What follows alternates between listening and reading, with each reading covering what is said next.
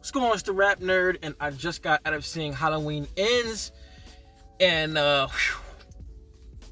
thoroughly enjoyed it. I'm gonna start by saying that. Also, I'm gonna put out there that I am a stan of this franchise.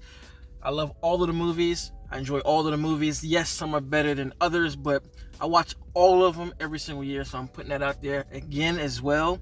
And I'm aware that not a lot of people like this movie, and I'm guessing if you click this review, you want to hear perspective, whether it's a different perspective than yours, if it lines up with yours, or if it offers something different, or if you just respect me as a YouTuber. So I just got to say that all of that right now. But I thoroughly enjoyed it, man. I can't say that I loved it as much as 2018 and Kills, but I still thoroughly enjoy it. And the reason I can't say I love it quite yet is because I need to see it again.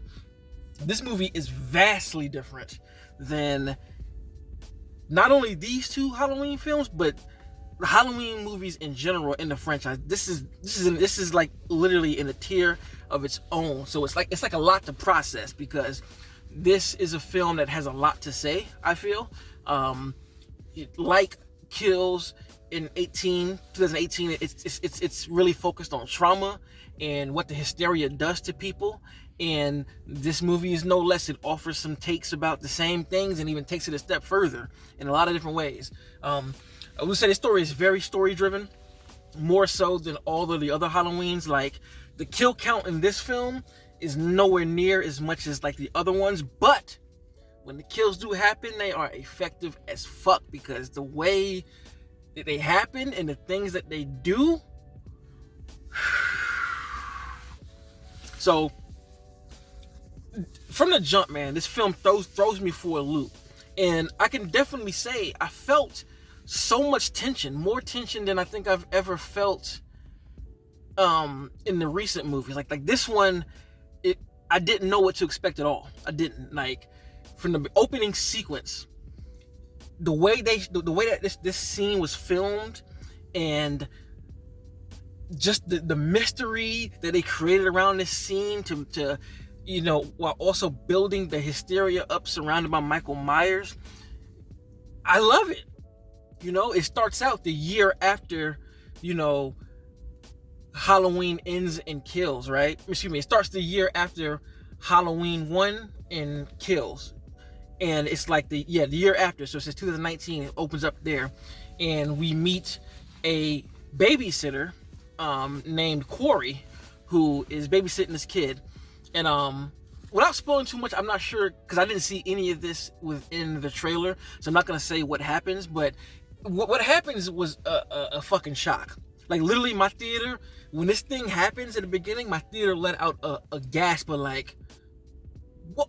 Oh, like, I even did that, and I never do that. I was just like, oh shit, oh, and from that point on, it's like, I don't want to. It's hard for me. I don't want to say what it is, because I think going in blind, not knowing how it's going to turn out, is going to make it better. And that's the part that I say I really love, because it recontextualizes the mythology, the hearsay about Michael Myers and just Halloween. I love how it gets retooled in this new way, and you see the spiral out of control that it takes, similar to the way the very first Halloween did. You know what I mean? And everyone, I've seen people talk about the twist, right? So the twist, to me, maybe it's just because I'm a super stan like that, but I saw the twist coming. Like, I was like, this is what's gonna happen, because I just watched Halloween 2018 and Kills, and there has been a lot of focus on this one thing. I'm not gonna say, but it's been a lot of focus on that thing and the way people in Haddonfield also act, whether that means acting different or acting like a shell of themselves. Like, this one thing that has been carried on throughout the 3 movies is omnipresent here, and when it takes over, it takes over. And again, I'm being very, very vague, because I don't want to even hint or spoil it. And yes, it's on Peacock, so you can watch it online, but still, I would rather not drop the ball and give away things in general. But you see the spiraling out of control of some characters. Like, it's not just one, it's a few of them. I would say the core 3, you see the spiraling out of control of all of these characters. And oh man, it's just three different takes on trauma at the same time, and you see the way three different people react to this trauma and how they take it upon themselves to help themselves out. And I think that was dope. I really enjoy that. It's a cop car behind me, not behind me, but somebody got pulled over. So if you're seeing that, that's what that is. But I love it, right? And again, the movie really spins the core of it about the spiraling out of control of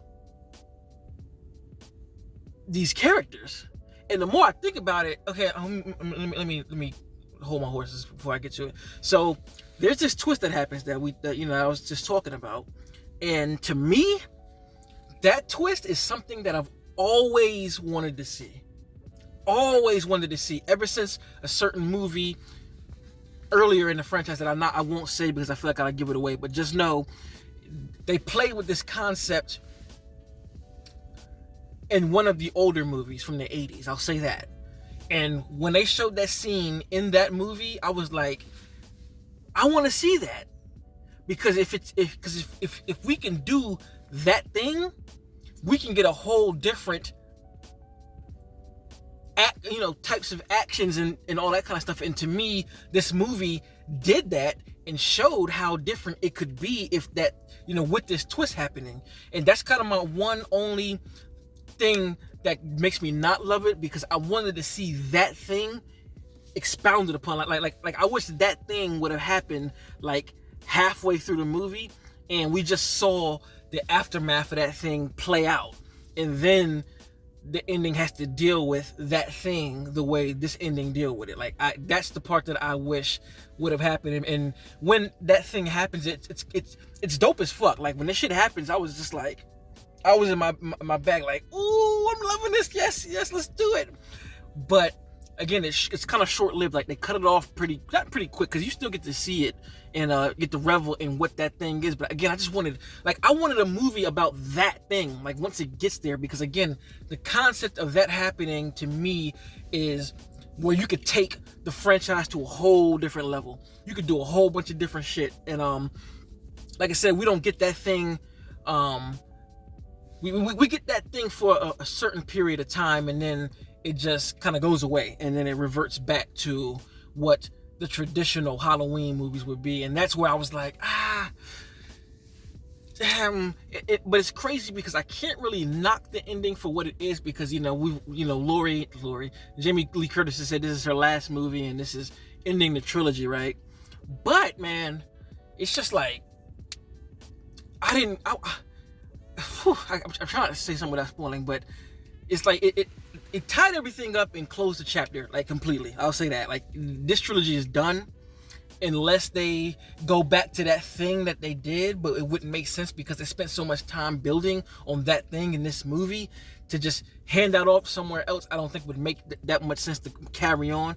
But that was the only downer for me, was pretty much the very ending. It was a little bit like, I get it though, because this is the end, but everything prior to that, man, fucking loved it, yo. Like I love from the start to, again, to when that thing that I was talking about ends. When that part happens, I was just like, oh man, damn, yo, I wanted to see more of that. But regardless, still, I just love the creative swing. I love the direction. I love that they took it like a whole different other lane, took it down its own path, and it feels literally like its own movie. And like I said, the kills in here, it's not as many as what we're used to in the Halloween movies, but when they fucking happen, they are vicious, they are surreal. Like this probably has the most surreal kills to me that really hit home. Like there's one kill that I was like, oh shit, woo. But I'm definitely gonna rewatch it again, because for me, being a huge fan of the series, I have to rewatch and digest what I just saw, because maybe on a second watch, knowing what I know, the ending will be better suited for me. So yeah, I'll say that. But like all in all, man, I fucking enjoyed this movie, man. I thoroughly enjoyed it, and I will be copping it. This was a nice trilogy. Like I really want to watch all three of them again, like as in totality, just as like a full full thing because it was so goddamn interesting, man. So anyway, it's hard to talk about this without spoiler. I'll probably do a spoiler review sometime this weekend to really get in depth with what I want to say, because I feel like any detail is gonna be a spoiler, and I don't want to spoil it for anybody. So if you're seeing Halloween Ends, let me know what you think about it, and please be respectful if you disagree. I'm fine with that, but just don't call me out my name, please.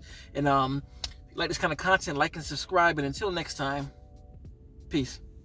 RapNerd Productions, no capping, that's word to mommy.